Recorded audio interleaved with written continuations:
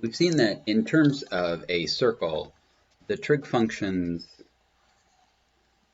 are defined as, so if we have a circle of radius r, and it gives us a point up here, that gives us an x-coordinate down here, and a y-coordinate right here. We've seen that the trig functions are defined as ratios of these sides, even when the coordinates turn out to be negative, depending on what quadrant you're in. So for example, sine of theta is y over r, and so on for the other trig functions. If you happen to be in a unit circle, this all takes on a special form. So if you're in a unit circle, this hypotenuse is always 1. You still have an x-coordinate and a y-coordinate. Of course, sine of theta is still y over r, but this time the radius is 1 because we're in a unit circle, and so sine is just the y-coordinate.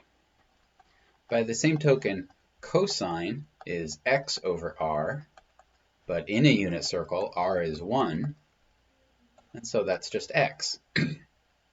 That means when you're in a unit circle, this point where the angle intersects the circle is actually, its coordinates are cosine theta, comma, sine theta. Some people actually take this as the definition of sine and cosine.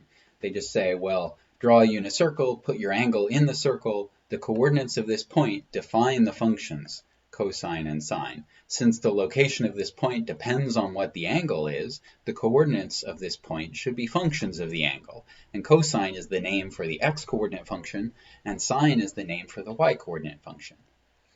So often we will draw a unit circle and do calculations in a unit circle if we don't have any particular radius in mind, just because it makes the x-coordinate and the y-coordinate so easy to write down. X is just cosine theta, and sine is just y. Sine is theta is the y-coordinate. Of course, if you aren't in a unit circle, what are the x-coordinate and the y-coordinate? Well, sine theta is y over r, and cosine theta is x over r. If you multiply both sides of both of these equations by r,